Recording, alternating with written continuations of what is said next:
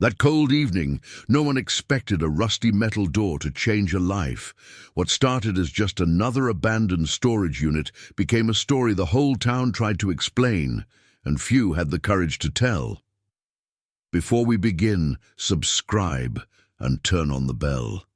Here we show that behind locked doors and forgotten boxes, there are still human hearts.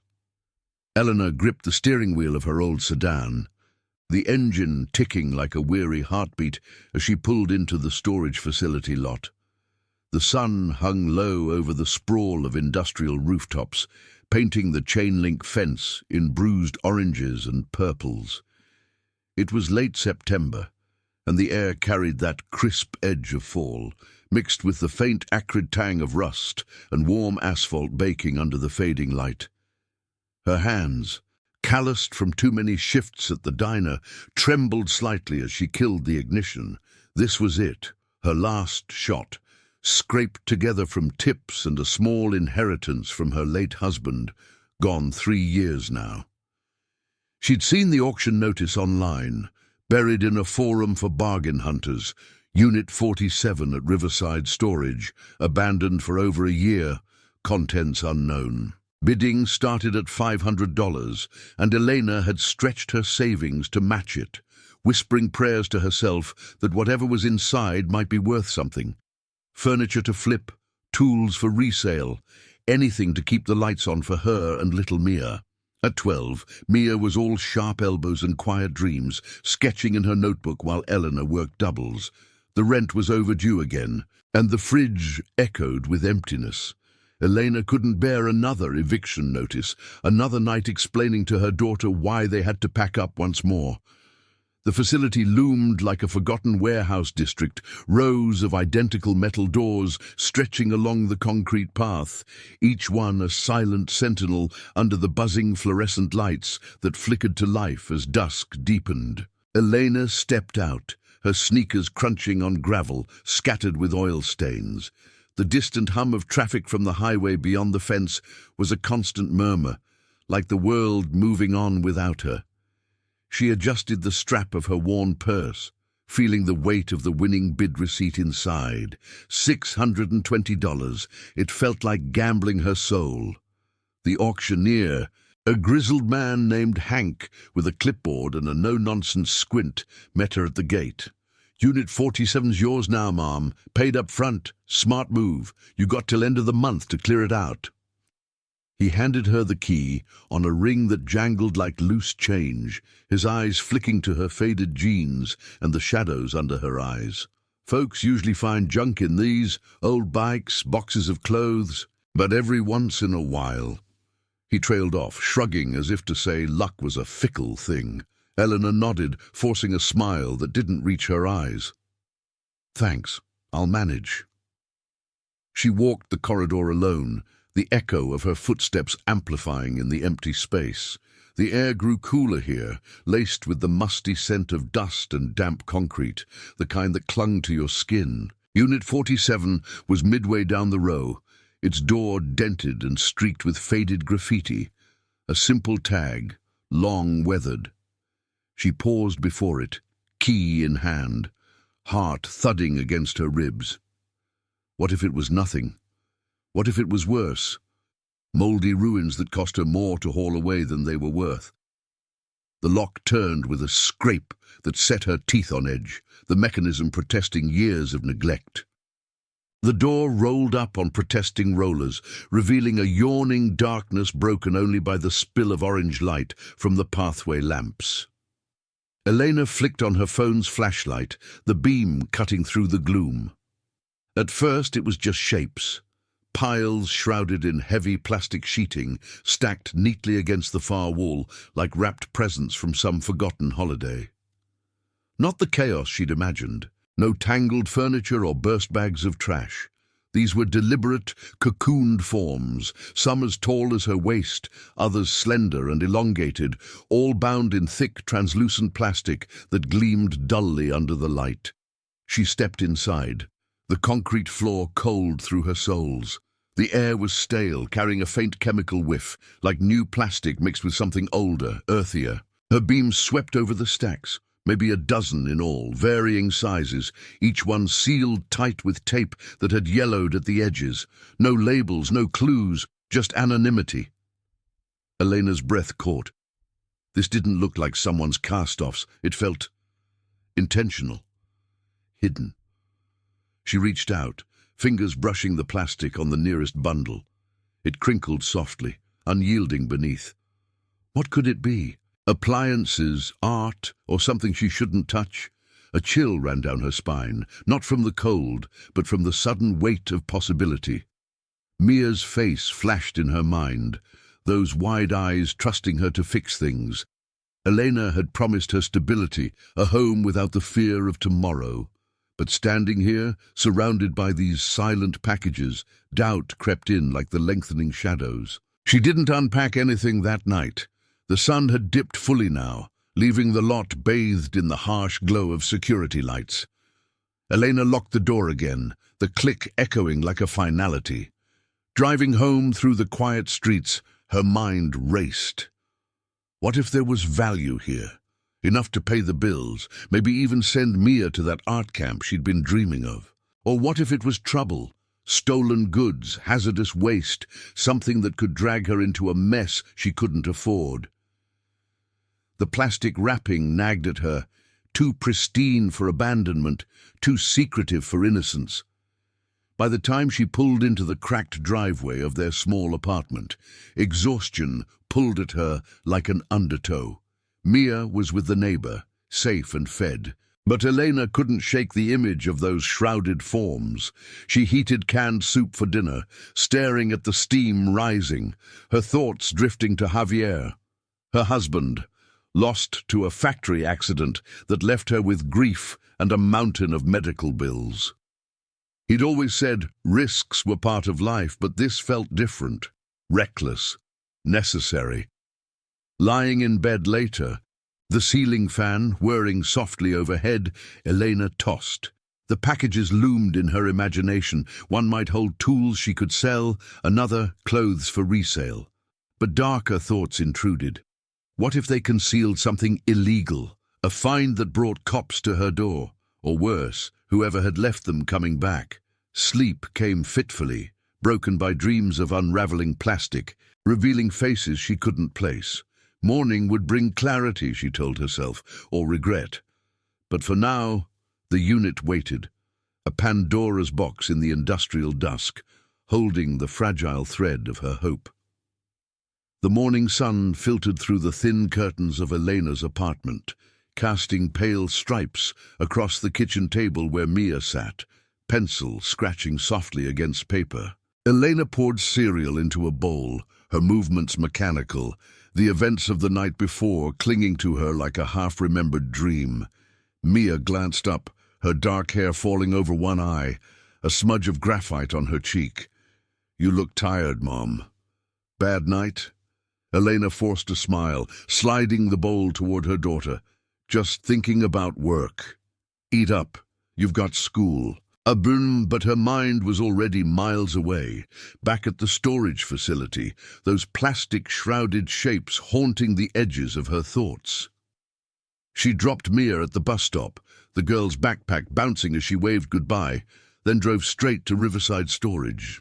The lot was quieter in daylight, the chain-link fence throwing long shadows across the gravel. No dramatic sunset now, just the flat glare of morning light on metal doors, the air crisp with dew and the faint oily residue from last night's chill. She parked closer this time, her sedan dwarfed by the hulking units. The key burned in her pocket as she walked the corridor, footsteps echoing sharper in the daylight. Unit 47 waited, unchanged, its door a blank slate under the unyielding sky. Elena's pulse quickened. Hesitation gripped her again, a knot in her stomach. What if she cracked one open and found rot, or worse, something that screamed trouble? But the alternative was inaction, and inaction had already cost her too much. With a deep breath, she inserted the key, the lock giving way with a reluctant grind. The door rolled up smoothly this time, spilling the dim interior into view. The plastic-wrapped objects stood sentinel in the cool gloom, their forms more defined now in the natural light. Elena stepped inside, leaving the door ajar to let in air that smelled of fresh-cut grass from somewhere beyond the fence. There were 12 bundles in total, arranged in 2 neat rows against the back wall, as if someone had taken care to organize them before vanishing. The largest was nearly as tall as she was, bulky and rectangular, wrapped in layers of heavy-gauge plastic that puckered slightly at the edges, taped with industrial-strength strips, now brittle with age. Smaller ones flanked it, cylindrical shapes, perhaps 2 feet high, and slender. Elongated packages that could have been rolled rugs or bundled fabrics. The plastic was translucent enough to hint at contours beneath, smooth surfaces, no jagged edges, but no clear outlines either. It was too orderly, too deliberate for cast-offs.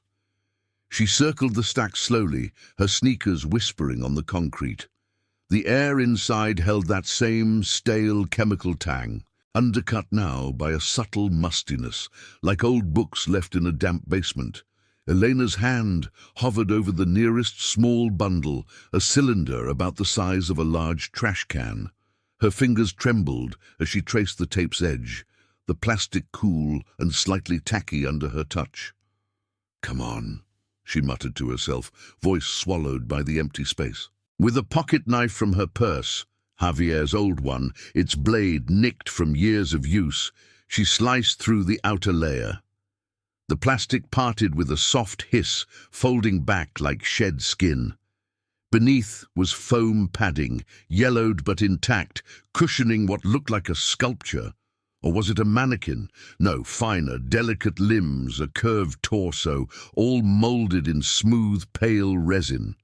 Eleanor peeled back more, heart hammering, and revealed a face. Not human, but achingly close, a porcelain doll, antique by the look of it, with glass eyes staring blankly upward, lashes frozen in eternal surprise. Its dress was faded silk, embroidered with tiny flowers, and a tag sewn into the hem read, "Handcrafted 1952. She sat back on her heels, breath catching. A doll, valuable maybe to collectors. But why wrapped like this, hidden away? Emboldened or perhaps desperate, she moved to the next one, a slender package, knee-high. The knife sliced easier here, the plastic yielding to reveal bundled fabrics. Children's clothes by the size. Tiny dresses and shirts, starched and folded with care, smelling faintly of lavender soap even after years. A name embroidered on one collar. Lila. Elena's throat tightened. These weren't junk. They felt personal, intimate, like relics from a life interrupted. She imagined a mother packing them away, perhaps after a loss, intending to retrieve them someday that never came. The larger bundle drew her next, its size promising or threatening more. She worked the tape methodically, sweat beading on her forehead despite the cool air. The plastic came away in sheets, revealing wooden crates beneath, nailed shut but labeled faintly in faded marker. Fragile, display pieces. Prying one open with the knife's tip, wood splintering softly, she uncovered more dolls, dozens, nested like a collection frozen in time. Porcelain faces gazed out, some cracked, others pristine, dressed in miniature outfits from eras long past. Victorian lace, mid-century florals, but intermingled were oddities. A few modern action figures, plastic and jointed, wrapped in tissue that had yellowed.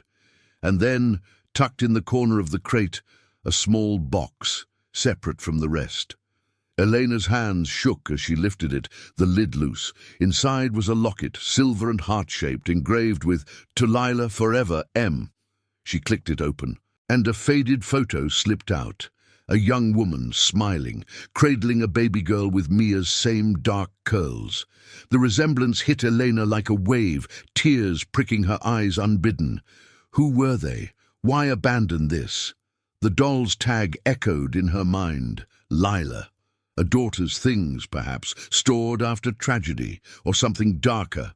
A family secret buried here. She rocked back, closing the box gently. The unit suddenly feeling less like a treasure trove and more like a tomb. The hum of a truck rumbling past the fence jolted her. She wasn't alone in this anymore.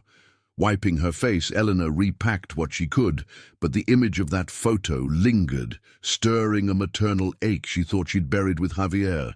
These weren't just objects, they were echoes of loss, mirroring her own. Driving home later, the small doll riding shotgun on the seat beside her, doubt twisted into something sharper. Responsibility. If this was someone's unfinished story, did she have the right to unravel it? Or to walk away? The locket weighed heavy in her pocket, a quiet demand for answers she wasn't sure she wanted.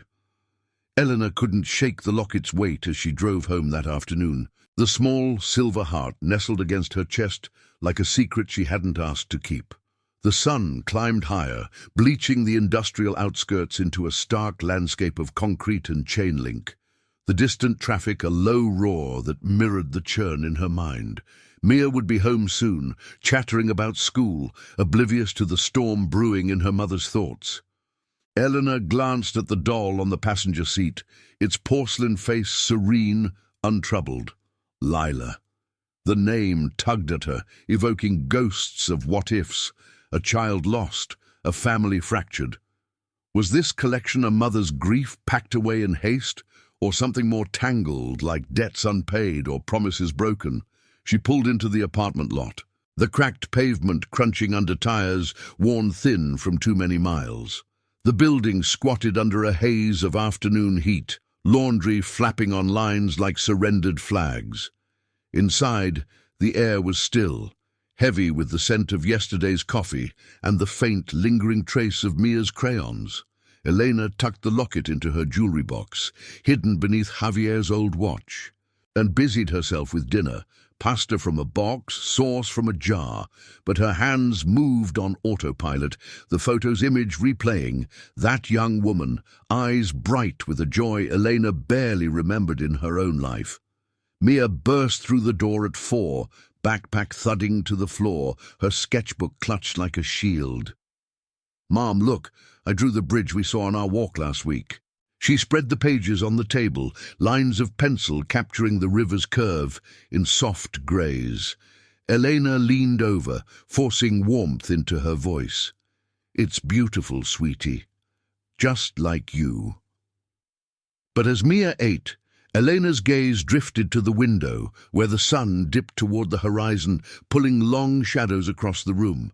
She needed to go back tomorrow, to unpack more, to understand. Yet the thought knotted her stomach. What if the next bundle held not nostalgia, but evidence of something wrong? Sleep evaded her again that night. The ceiling fans were a mocking lullaby. She imagined the unit's dim interior, the remaining packages waiting like unspoken accusations. By dawn, resolve hardened in her chest. She dropped Mia at school with a quick hug, promising pancakes on Saturday if things went well, then headed to Riverside. The lot was busier now, a few other renters hauling boxes under the morning sky, their chatter a distant buzz. Eleanor parked and walked the corridor, the metal doors gleaming dully in the light, the air crisp with the promise of cooler days. Unit 47's lock yielded easily this time, the door rolling up to reveal the half-unwrapped stacks, the exposed dolls staring out from their crate like silent witnesses. She'd brought gloves this time, rubber ones from under the sink, too big, but better than bare hands on whatever secrets lay beneath. Starting with a medium-sized bundle near the back, elongated like a rolled canvas, she sliced the plastic carefully, the knife's edge whispering against the tape. Foam peeled away to reveal not fabric, but paintings, oils on stretched canvas, framed in simple wood. Landscapes mostly, misty forests, a quiet lakeside at dusk, brushstrokes thick with emotion. But one portrait caught her breath. A girl, perhaps 8, with dark curls and a tentative smile, the background blurred but familiar, like the apartment complex down the street. Signed in the corner, M for Lila, 2015. Elena's pulse raced. These weren't random finds. They were a life's archive, personal and piercing. As she unrolled another, the sound of footsteps echoed from the corridor, heavy, deliberate. Elena froze, knife in hand, heart slamming against her ribs. The door was open. Anyone could see. A shadow fell across the threshold, and a voice rasped, "Need a hand with that, ma'am? Looks like you've struck gold or trouble." She turned to find a man in his late 50s, wiry build under a faded company polo, toolbox in one calloused hand. His face was weathered, lines etched deep around eyes that held a quiet, assessing gaze. "Name's Roy. Maintenance here. Saw you yesterday lingering. Figured you might need help prying those crates. Old wood's stubborn." He nodded at the paintings, not stepping inside uninvited, respecting the invisible boundary of her space. Elena hesitated, wiping sweat from her brow, the chemical tang of the unit mixing with the fresh scent of sawdust from his toolbox. Yeah, maybe. It's not what I expected." She gestured vaguely at the dolls and now the art, her voice small in the echoing space. Roy stepped closer, peering in without touching. "Antiques. Looks like a collector's stash. My aunt had dolls like that. Worth a bit if they're real." But his brow furrowed as he spotted the portrait. "That the family? Kinda personal for storage. You bid in on unknowns. You never know what ghosts come with it." They worked side by side then, Roy's pry bar making short work of the next bundle, a cluster of books, leather-bound journals yellowed with age, pages filled with neat script. Eleanor opened one cautiously, the spine cracking softly, releasing a puff of dust that danced in the light slanting through the door. Entries chronicled daily life. Lila's first steps today. Her laugh fills the house, but later pages darkened. The diagnosis came back. "We can't afford the treatments. M says we'll manage, but I see the fear in his eyes." Elena's throat closed. Illness, money woes, echoes of her own struggles with Javier's accident. Roy read over her shoulder, whistling low. "This ain't junk. Sounds like someone hit rock bottom. Stashed their life away. But why not sell it unless they didn't want it found?" Suspicion coiled in her gut as they uncovered more, a bundle of letters tied with faded ribbon postmarked from years ago. One envelope bore a law firm's return address, stamped "Final Notice Estate Settlement." Roy's face tightened. Could be inheritance stuff or debts. Folks leave units like this when they're running, from bills, from grief, sometimes worse.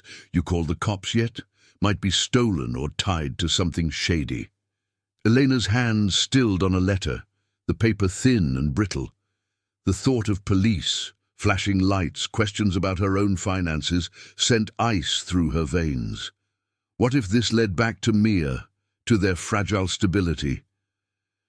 "Not yet, I need to know more." Roy nodded, no judgment in his eyes, just the quiet understanding of someone who'd seen too many abandoned lives. "Smart. But don't go it alone. I've worked here 15 years, seen units turn folks' worlds upside down. If it's clean, you could flip this for enough to start fresh. Dolls, art, collectors pay top dollar. But if it's trouble..." He trailed off, hammering a loose nail back into the crate, the sound sharp in the hush. By midday, the unit felt less like a mystery and more like an intrusion, the air thick with dust motes and unspoken fears. Elena imagined shadowy figures returning, claiming what was theirs with force, or authorities hauling it all away, leaving her with nothing but regret. Roy helped stack the opened items neatly, his presence a steady anchor amid the rising tide of doubt. "Come back tomorrow," he said as they locked up, the sun now high and unforgiving. "We'll sort the rest. And think on it. Truth's better than guessing." Driving away, the journals on the seat beside her, Elena felt the moral weight settle deeper. Keep silent and profit, or unearth the full story, risking it all. The locket warmed against her skin, a reminder that some packages held hearts, not just objects. One wrong choice and her own could shatter. Comment where you're watching from. I want to know how far these stories of courage in forgotten places can travel. The afternoon sun beat down mercilessly on the storage lot. turning the asphalt into a shimmering haze that distorted the rows of metal doors like a fever dream. Eleanor wiped her forehead with the back of her glove, the rubber slick with sweat, as she and Roy stood before the remaining bundles in Unit 47. The air inside hung heavy, laced with the earthy scent of disturbed dust and the faint, acrid bite of aged paper from the journals they'd set aside. Her hands still tingled from handling the letters, each one a fragile thread pulling her deeper into a stranger's unraveling life. Lila's story, illness, financial ruin, a father's quiet desperation, mirrored too closely the nights she'd lain awake after Javier's death, calculating how many shifts it would take to bury the debt.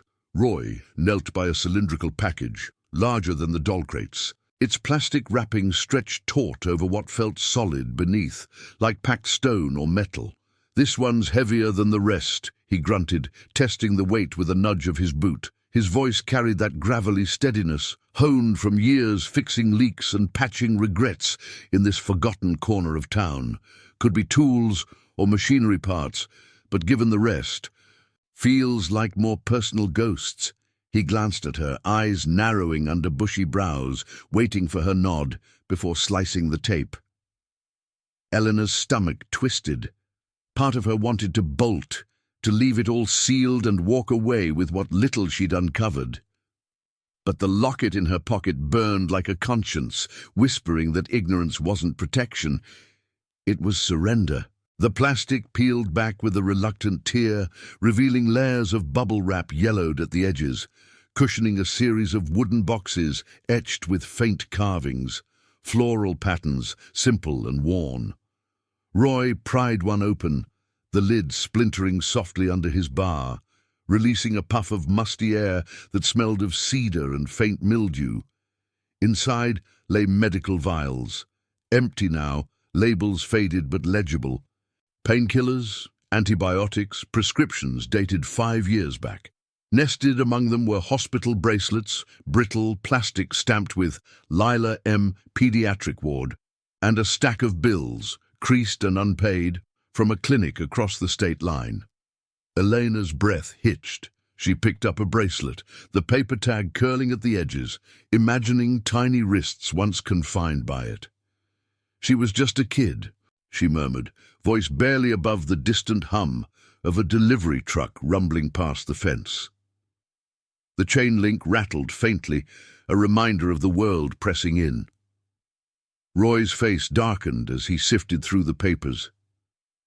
"Cancer treatments by the looks. These ain't cheap, thousands a month. Folks go under when this hits." He handed her a crumpled letter from the law firm, the same one from the envelopes. "Final demand, outstanding balance 47, euros are on, seizure of assets pending." Elena scanned the lines, her vision blurring. Assets, like this unit perhaps, abandoned in a desperate bid to evade collectors. But the dates didn't align. The storage lease was newer, post-dating the letters by 2 years. "They must have moved it here later," she said, piecing it together aloud, after it ended, hiding from the debt or maybe from memories. The next box yielded worse, a small safe, rusted at the hinges, but locked tight, its dial frozen with disuse. Roy fiddled with it, his fingers deft from years of tinkering, but it held firm. Combinations lost, probably. Could be cash inside or documents. He set it aside. But Eleanor couldn't look away, her mind racing to scenarios. Stolen funds to pay bills or legitimate savings drained dry. The moral fork sharpened in her chest. Crack it open, claim whatever was there, and risk tainting the find with theft? Or call it in, let authorities decide, and watch her slim hope for financial relief evaporate? Mia's face flickered in her thoughts. The girl's sketches of bridges and dreams, fragile as those hospital bands. Elena had bid on this unit to build a bridge for them, not burn one down. As they moved to a final bundle that afternoon, a flat, wide package slung low against the wall, The tension thickened like the gathering clouds overhead. The plastic was thicker here, reinforced with straps, and cutting through it took effort. The knife snagging on embedded wire. Foam gave way to velvet lining, cradling a collection of jewelry, tarnished silver rings, a pearl necklace frayed at the clasp, and brooches pinned to faded satin. But nestled in the center was a photo album, its cover embossed with "Our Family" in swirling script. Elena's fingers trembled as she opened it, pages sticking slightly from humidity. Glossy prints chronicled a life, a young couple at a lakeside wedding, the woman, presumably the mother from the locket, laughing with wind-tossed hair, then pregnancy announcements, baby showers, Lila as a toddler, curls wild, chasing butterflies in a sun-dappled yard. The images darkened midway, hospital rooms with beeping machines, the mother's face gaunt under fluorescent lights, her hand clutching Lila's tiny one. Final pages showed an empty nursery, toys scattered like accusations, and a man, tall, shadowed, standing alone by a grave, head bowed. No names, but the timeline matched the journals. Elena closed it slowly, tears welling unbidden, one slipping hot down her cheek. "They lost everything," she whispered, the words echoing off the concrete walls. Roy placed a hand on her shoulder, light but steady. "Grief makes people do crazy things, stash what they can't face, run from the rest. But this is a cry for help that never got answered." The safe loomed in her periphery, a squat sentinel of unresolved secrets. Elena imagined forcing it, finding money to pay her rent, to give Mia the stability Javier would have wanted. Or horrors. Evidence of fraud, insurance scams to cover treatments, pulling her into legal quicksand. Roy watched her, his toolbox clinking as he packed tools. "You got a good heart, Elena. Seen it in how you handle this, gentle. But hearts get broken when money's involved. Sleep on it.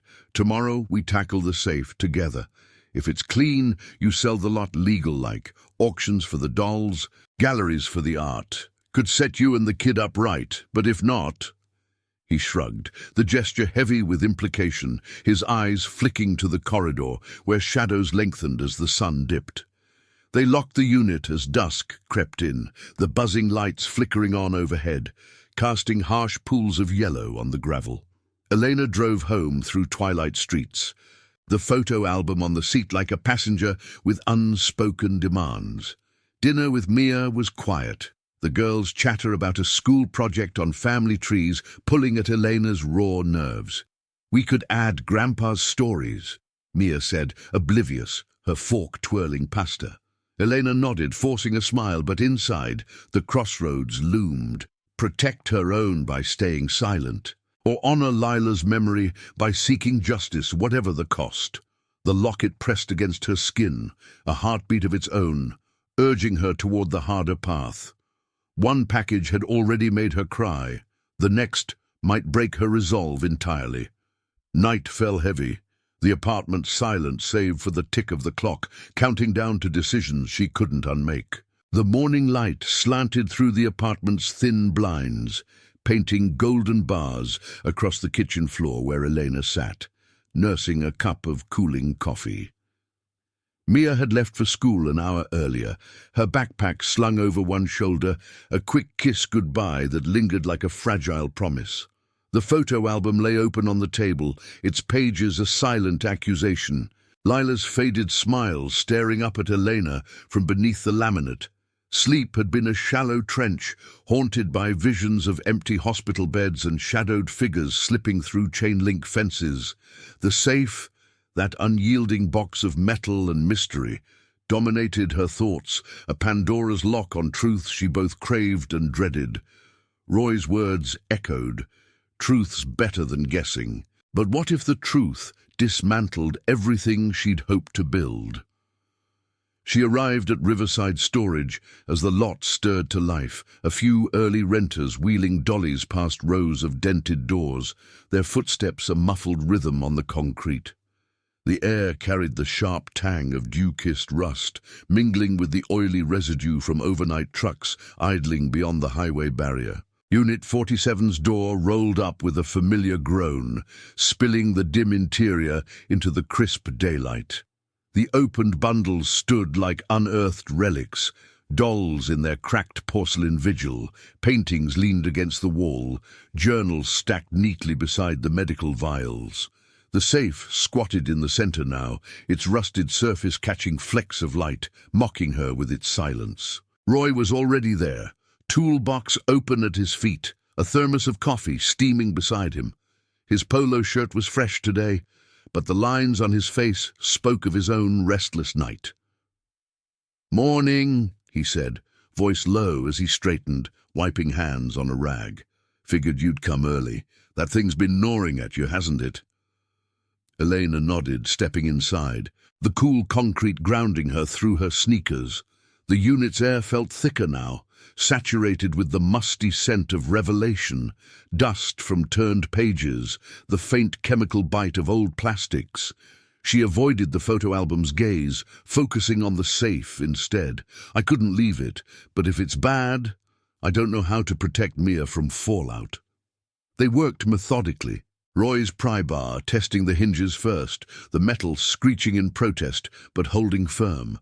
Sweat beaded on Elena's brow as she held the flashlight steady, its beam dancing over the dial's worn numbers. "Try combinations from the journals," Roy suggested, his breath steady despite the effort. "Dates, birthdays, folks use what means something." Elena flipped through the entries, her fingers smudged with graphite from tracing faded ink. Lila's birth, March 14th, 2010. She spun the dial, left, right, pause, nothing. The mother's wedding anniversary, gleaned from a letter, July 22nd. A click, then silence. Frustration built, hot and insistent, until Roy paused, rag in hand. Take a breath, rushing breaks more than it opens. Hours slipped by under the relentless sun, the corridor's shadows shortening as noon approached. The distant hum of traffic swelled, a counterpoint to the safe's stubborn quiet. Elena's arms ached from holding the light, her mind wandering to Javier, how he'd fix things with patient hands, never cursing the jam. Finally, a hunch, the locket's engraving, "Forever," perhaps a code. She tried 4696, heart pounding. The tumblers aligned with a soft grind, the handle turning cold under her palm. Roy stepped back, giving her space, his eyes watchful. "Your call now."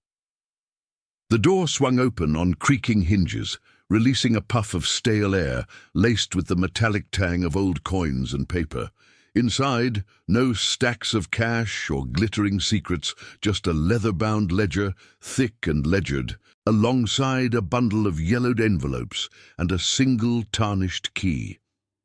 Elena lifted the ledger first, its cover embossed with a simple monogram. M.R. Pages chronicled not debts, but a meticulous inventory. Dolls acquired at estate sales, paintings bartered from struggling artists, jewelry pawned and repurchased in fits of hope. "My collection for Lila." One entry read, dated post-diagnosis. "If we beat this, she'll have a museum of her own. If not, it waits for her someday." Tears pricked Elena's eyes as she turned further, the script growing erratic. The father's voice emerged raw.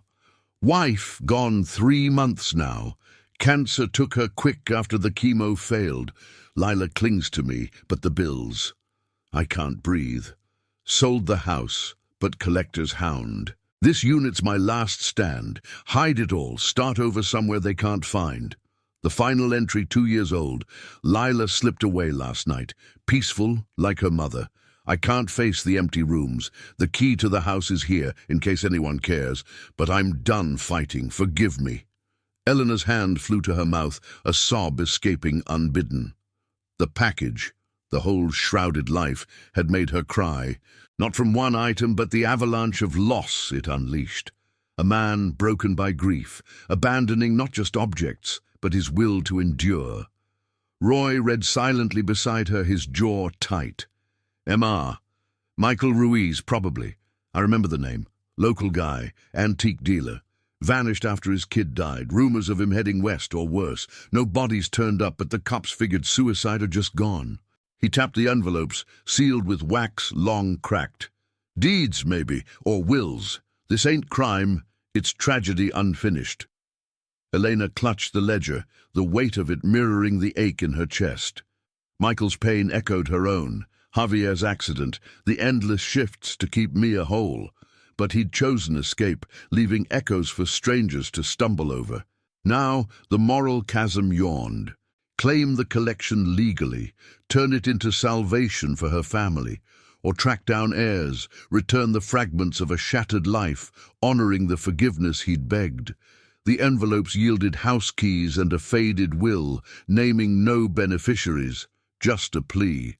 Let Lila's things find joy again. Elena pocketed the key, tears drying on her cheeks. Resolve flickering like the unit's flickering bulb overhead. Roy clapped her shoulder gently.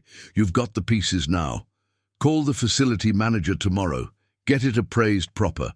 If there's family, they'll surface. But don't carry it alone. Integrity's your anchor here. They repacked the safe's contents carefully, the unit's air lighter somehow, secrets aired like wounds beginning to heal. As the sun arced westward, casting long shadows through the open door, Elena locked up, the click final yet hopeful. Driving home, the ledger on the seat, she felt the crossroads sharpen. Greed could tempt, but Michael's ghost urged mercy. Mia waited with open arms that evening, her sketches of family trees, now a map Elena could redraw, not with shadows, but light. Night settled soft.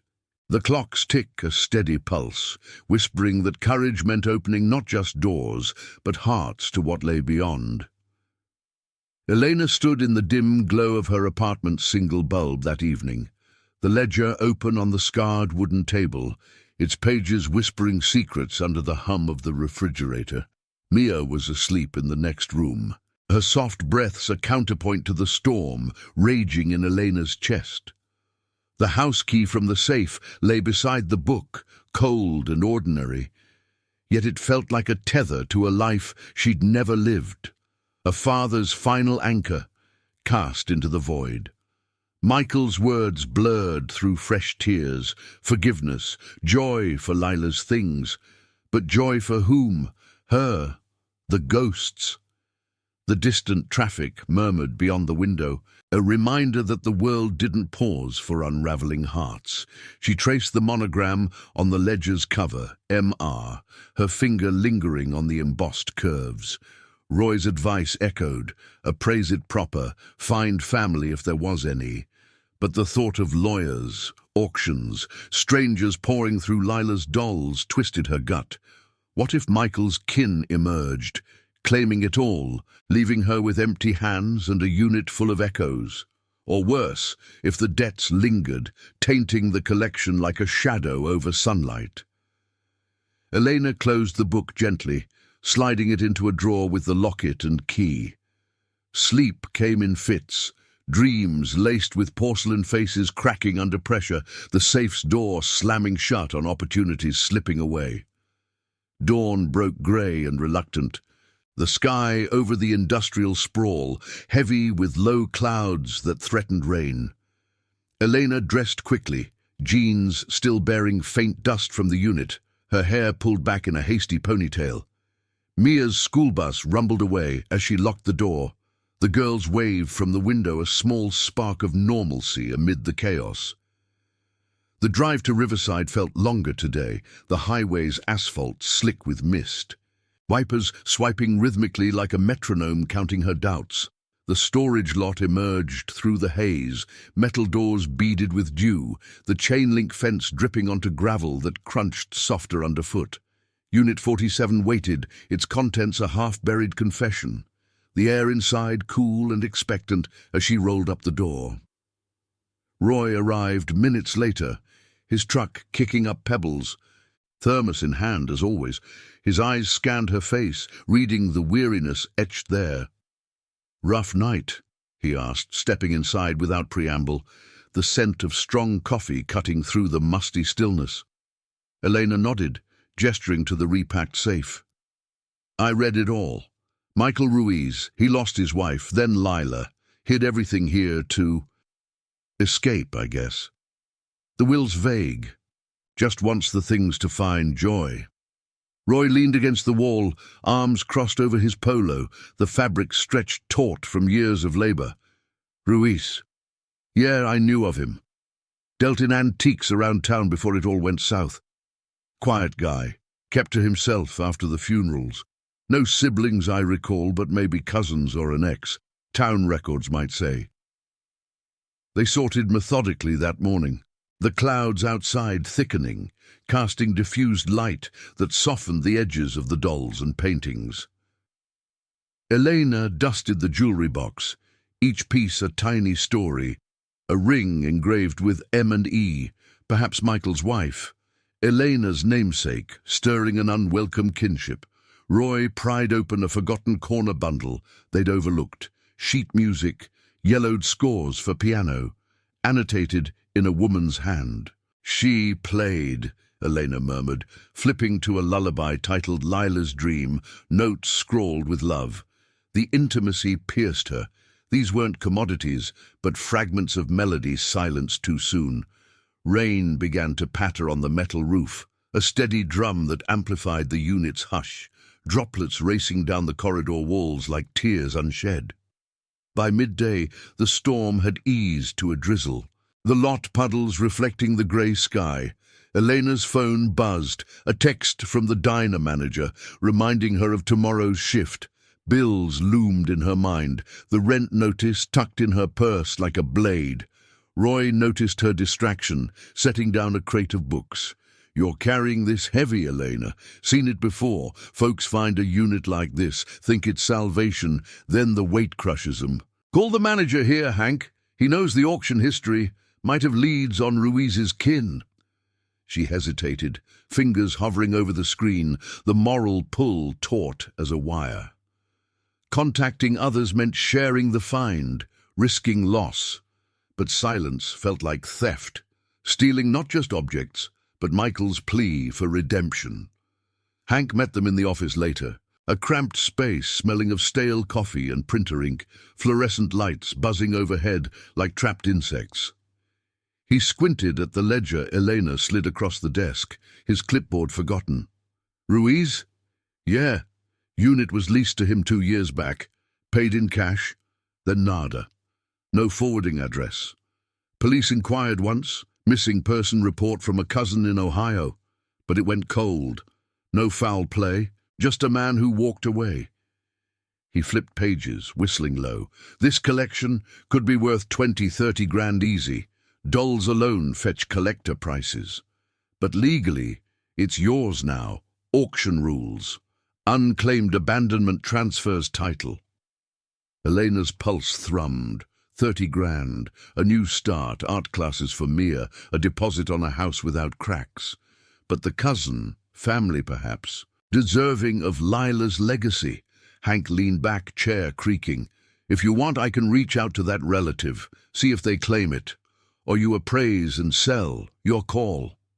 Roy stood silent by the door, his presence a quiet vote for clarity. Outside, the rain had stopped, sunlight piercing the clouds in tentative shafts, warming the wet asphalt. Elena's decision crystallized in the tension. Honor the will spirit, notify the cousin, let truth guide the path. Greed whispered alternatives, but Javier's memory, his steady hands fixing what was broken, urged integrity. They returned to the unit, cataloguing the last items under clearing skies, a final bundle of toys, wooden blocks carved with Lila's initials, paint chipped from small hands long still. Eleanor packed them carefully, tears pricking again as she imagined Mia playing with them, breathing life into silence. Roy helped load her car, the trunk filling with boxes that smelled of dust and distant hopes. "You're doing right by this," he said, slamming the hatch. "Takes guts to choose hard over easy." Driving home, the ledger beside her, Eleanor felt the fear loosen its grip, replaced by a fragile resolve. The cousin's contact burned in her phone. Tomorrow, she'd call, opening not just a door but a bridge to justice. Mia's laughter greeted her at the apartment, a melody stronger than any lullaby, pulling her toward rebuilding on solid ground.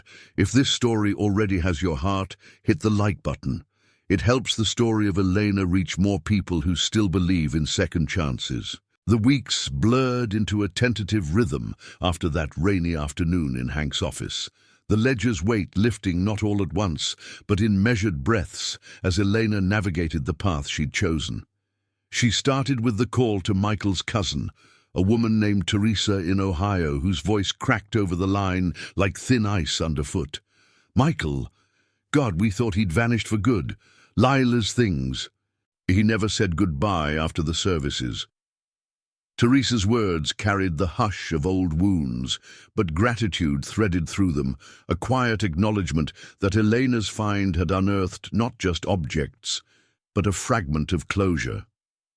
They agreed to split the collection's proceeds, half to Elena for her legal claim, half to Teresa for any lingering family debts or a memorial garden for Lila. No greed, no shadows, just a fair division born of compassion. Elena documented everything meticulously, her kitchen table transforming into a makeshift archive under the soft glow of a desk lamp bought second-hand. Photos of each doll, each painting, time-stamped and labeled, joined scans of the journals and will, all emailed to a local appraiser Roy recommended, a retired antiques dealer with a gentle demeanor and a shop tucked in the town's quieter outskirts. The air in her apartment shifted then, carrying the faint polish of wood and the crisp scent of fresh paper, replacing the stale dread of unpaid bills. Mia watched curiously, her sketches evolving to include porcelain faces and misty landscapes, inspired by the stories Elena shared in careful doses. No tragedies, just echoes of lives remade. The appraisal took days, the appraiser's visits filling the unit with the click of cameras and the rustle of gloves on delicate silk. Pristine condition, considering, he murmured one afternoon, holding a doll up to the light slanting through the open door, its glass eyes catching flecks of dust motes like distant stars. The total came in at 28,000, modest for dreams, but a lifeline nonetheless. Elena's half cleared the rent arrears, stocked the fridge with more than ramen, and funded Mia's art classes at the community center, where the girls' pencil strokes grew bolder, bridges spanning not just paper, but futures. The rest went to Teresa, who sent a photo weeks later, a small plaque in a sun-dappled park. For Lila, forever dreaming, engraved with the locket's words. Roy became more than a helper in those months, his presence weaving into Eleanor's days like a steady thread. They'd meet at the diner after her shifts, his toolbox traded for coffee mugs steaming under fluorescent lights that buzzed like old friends. "You're rebuilding, not just surviving," he'd say, his calloused hand brushing hers across the Formica table, the scent of oil and rain clinging to his shirt. No grand gestures, just quiet support, helping haul the sold pieces to auctions or sitting with Mia while Elena sorted paperwork. He shared stories of his own losses, a divorce that left him with the facility's echoes for company, and in those confessions, Elena found her grief softening. Javier's memory honored not in isolation, but shared. Roy's laugh, rare and warm, filled spaces once hollow, hinting at partnerships forged from unlikely salvages. Selling the collection unfolded slowly, a moral unfolding rather than a rush. The dolls went to a collector in the next town, their porcelain faces finding new display cases under softer lights. Paintings hung in a local gallery, landscapes evoking the lakeside weddings of strangers, drawing visitors who paused, moved by brush strokes thick with unspoken emotion. The jewelry Elena kept a piece of, the ring engraved M&E, resized for her finger, a subtle nod to chains broken and reformed. Teresa claimed the journals and photo album, her final email a thank you, laced with tears. "You've given us back what Michael couldn't. Joy, like he wanted. No police, no shadows of crime, just the understated justice of return. The air in Unit 47 lightening as boxes emptied one by one. By spring, the unit stood bare, its concrete floor swept clean of dust, the walls echoing only with the distant hum of traffic beyond the chain-link fence. Elena returned one mild afternoon, months after the last crate left, the sun warming the asphalt that no longer baked with desperation. She walked the corridor alone, sneakers whispering on gravel, scattered with new weeds pushing through cracks. The door rolled up easily now, revealing nothing but faint scuffs where bundles once stood, the air fresh with the tang of cut grass from the lot's edge. Roy waited outside, leaning against his truck, a quiet smile creasing his face as she emerged. "Feels different, doesn't it?" he said, and she nodded, the empty space a monument not to loss, but to the turning point where fear yielded to courage. That night, over dinner at Roy's small place, a modest bungalow with creaky floors and the smell of simmering stew, Mia sketched a new bridge, wider now, spanning rivers of possibility. Elena watched, the locket around her neck a gentle weight, no longer a burden, but a talisman. The debts were paid, the fridge full, art classes blooming into summer camps. Life wasn't lavish, but it was hers, rebuilt from plastic-wrapped echoes, grounded in integrity that whispered of more doors to come, each one a choice toward light.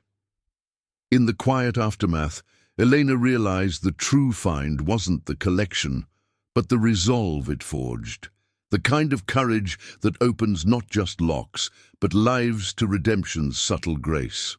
Subscribe for more stories of compassion, justice, and redemption. Thank you for watching The Case of Single Mom bought a storage unit full of plastic-wrapped objects. One package made her cry. See you in the next one.